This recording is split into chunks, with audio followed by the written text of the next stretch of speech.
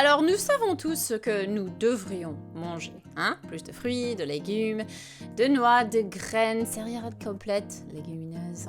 Mais qu'en est-il de la façon dont nous mangeons? Et est-ce que ça peut faire une différence?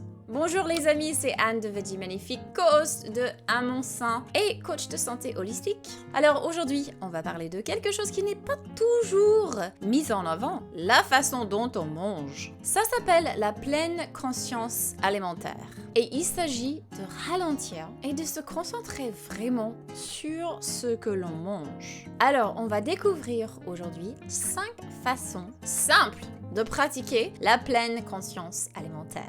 Et croyez-moi, ça va vraiment changer comment vous vous sentez après vos repas. Numéro 1, c'est de commencer avec un moment de gratitude avant de manger. Avant de prendre votre première bouchée, prenez un instant d'exprimer votre gratitude pour ce que vous allez manger. Peu importe votre religion, une simple pensée de gratitude pour la nourriture sur votre table peut vraiment transformer votre expérience. Et ça peut vraiment vous permettre de manger avec plus de calme, plus de conscience, intention. Numéro 2, c'est de mastiquer soigneusement chaque bouchée. Les amis, prenez le temps de bien mastiquer chaque bouchée. Je sais qu'on est occupé, je sais qu'on est busy, mais ça va vraiment vous permettre de ralentir, de vérifier votre niveau de faim et d'éviter de manger trop vite ou trop, parce que vous mangez plus lentement quand vous mastiquez bien.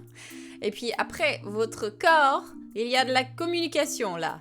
Mais ça vous permet aussi de savourer pleinement ce que vous mangez, les saveurs, les textures de votre repas. Numéro 3, c'est de poser votre fourchette entre chaque bouchée. C'est peut-être un peu étrange, certes, mais ça va vraiment vous aider à ralentir. Et puis comme ça, vous allez pouvoir vérifier votre niveau de faim parce que vous n'êtes pas en train de bouffer rapidement. Et lorsque vous posez votre fourchette entre chaque bouchée, ça va être très difficile de manger trop vite.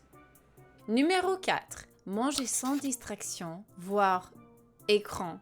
Pas d'écran. Alors numéro 4, les amis, c'est très important. C'est très important. De nos jours, je vous encourage d'éviter de regarder la télévision ou de scanner votre téléphone pendant que vous mangez. Manger sans distraction, ça vous permet vraiment d'être présent avec votre nourriture. Ça vous aide aussi à mieux écouter votre corps et à manger en pleine conscience.